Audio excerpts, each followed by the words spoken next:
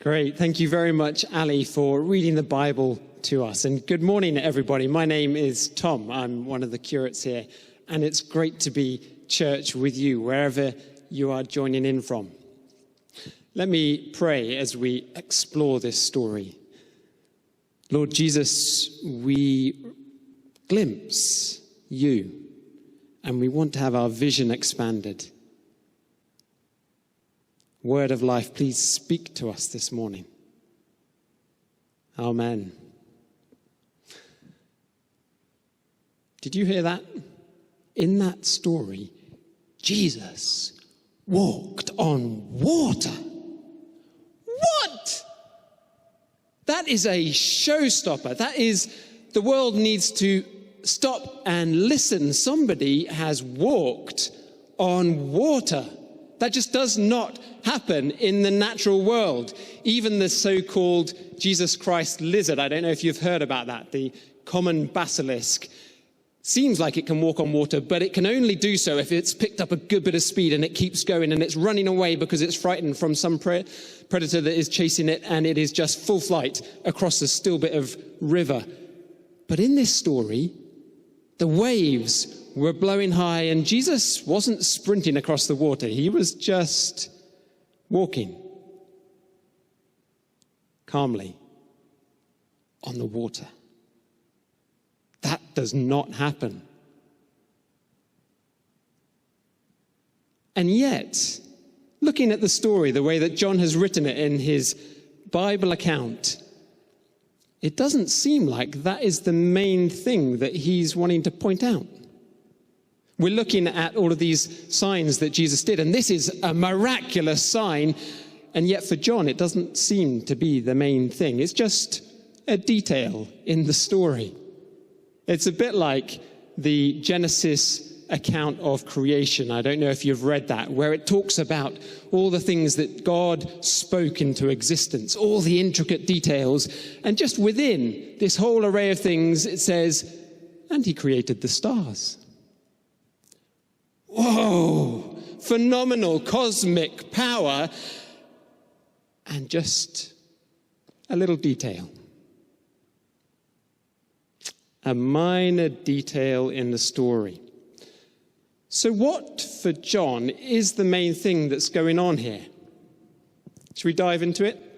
If you haven't got one already, maybe try and grab a Bible and open it up to John chapter 6, or find it online to see the words. Don't worry if you haven't got that available. We'll talk through.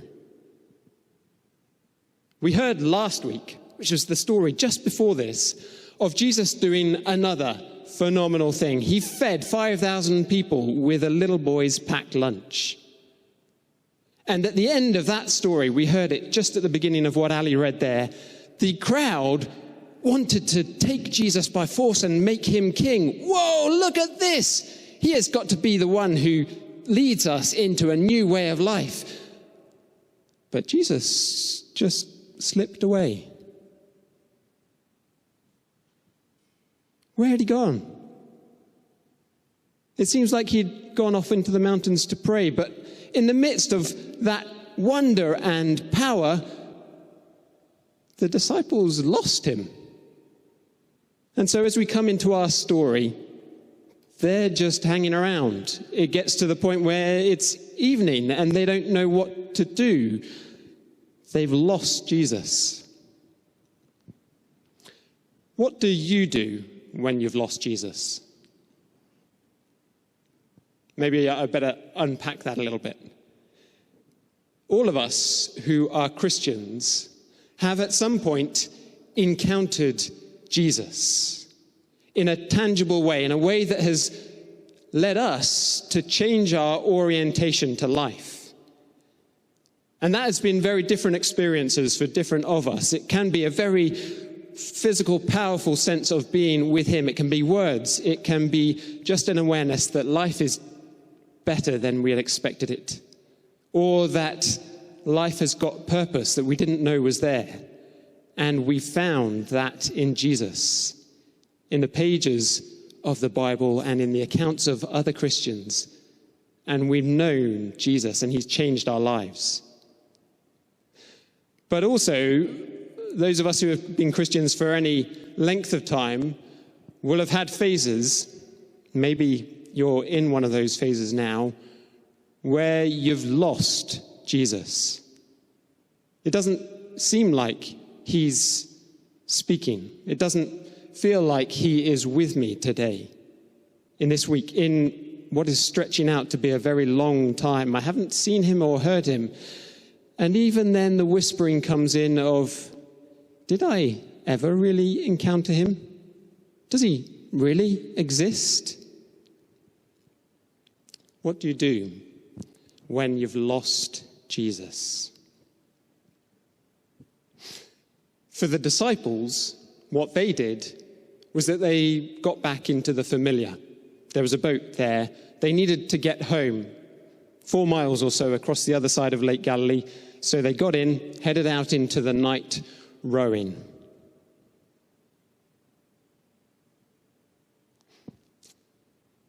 The Oxford-Cambridge Boat Race 2021 is going to be a closed event on the Great Ouse on Sunday, the 4th of April.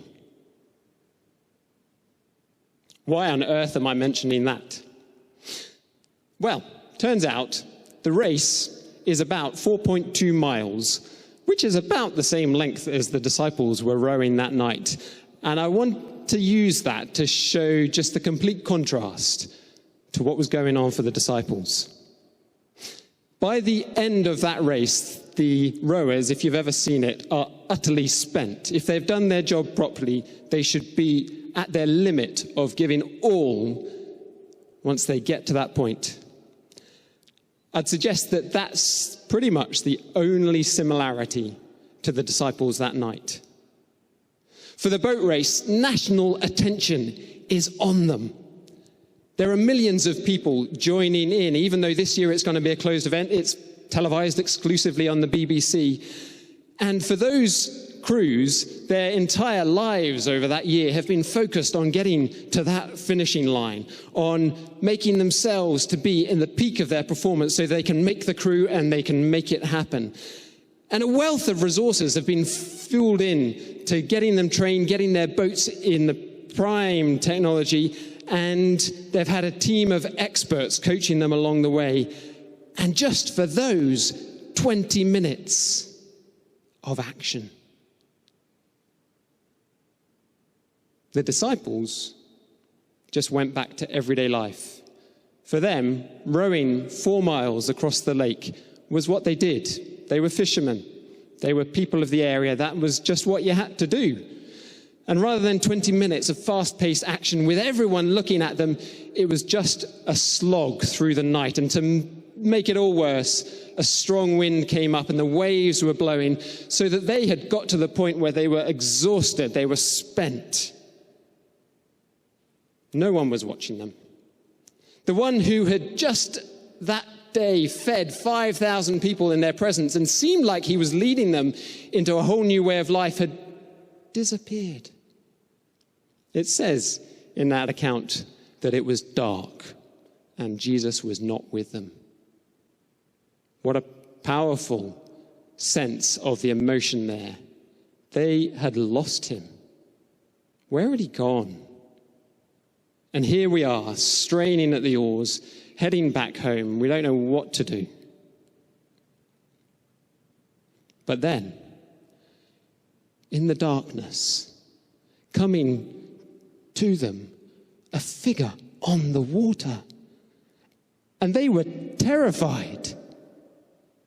But what did the figure say? If you've got the Bible open there, what do you see? I am. Don't be afraid. I am. Jesus came to the disciples when they had reached their limit, and his introduction was just a statement of his very being. The one who needs no other introduction, the one whose very being sustains the universe, the God who led the ancient Israelites out of slavery across the water into freedom, the God who fed them with manna from heaven for 40 years. I am. You thought you had lost me. Jesus came to the disciples in their darkness. And just at that point, when they'd felt that they were at their limit, they suddenly discovered that they had reached the end. He stepped into their vision and they had reached the finish line. The mundane and the ordinary, that is the sphere where Jesus wants to meet us. Faith in everyday life, just like Paul was talking about in his interview with Marcus. Our everyday lives, that's the arena of Jesus' miraculous work. And he is passionate about our everyday lives, our struggles, the effort we put in, the joys and the sorrows. Even when you feel like you've lost Jesus, Jesus has not lost you. We can see a few verses on, if you look in the Bible account there, that the crowds come back and find him the following day, once he's got back to Capernaum with the disciples there, back home, and the crowds come and say, "What's going on? How did you get here? Who are you? What are you doing?" And Jesus deflects their conversation and says this, "I've come to do the will of him who sent me. And this is the will of him who sent me, that I shall lose none of all those he has given me, but raise them up at the last day." Jesus will not lose you. Jesus is working miracles every day. He made the stars. He walked on water. He rose from the dead. He is working every day so that he will not lose any of God's precious children. So he will not lose you. Most of the time we don't see the miracles. Even when we catch glimpses or hear rumors, they don't seem to be the main thing. And yet Jesus, the one who sustains the world by his powerful word, is passionately working miracles for us. I am. Don't be afraid. We just sang, didn't we? I'm not afraid of the dark. And Jesus speaks again those words. Don't be afraid. In our mundane and ordinary lives, there is so much that feels like it will overwhelm us. Maybe even right now, you are facing waves that feel like they are going to swamp the boat, and that you've reached your limit, you're spent. Often we feel like we've been abandoned, that we've been forgotten about. Maybe that our life doesn't actually matter that much. And yet, the one who is the I am, whose being needs no further introduction, no qualification, speaks those words confidently to us. Don't be afraid. I haven't lost you. I haven't taken my eyes off you. I will not lose you. You are part of the story.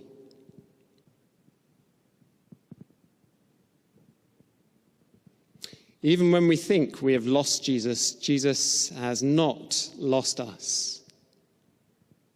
What are we going to do about that this week? Some of us maybe haven't had that first encounter with Jesus. It might be that you found yourself here on the Ascension live stream, that you're participating in church, possibly because of someone else you love who has introduced you or brought you along, and you don't quite know Jesus yet. If you haven't yet encountered him, today's an opportunity. It's a very simple thing. And it's not something profound where you're necessarily going to get a really obvious awareness of Jesus with you. It's just a choice to say hello, to turn to Jesus and be aware of his seeing you. And it involves a simple conversation. Something like, "Dear Jesus, I think I'm there with you.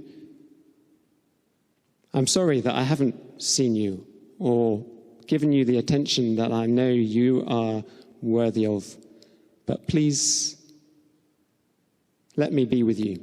Please help me to know you." Something as simple as that starts a whole new way of life. And for those of us who have encountered Jesus, there is just those simple words for us this week that he spoke to the disciples in the darkness on the water, and he speaks to us today. Don't be afraid.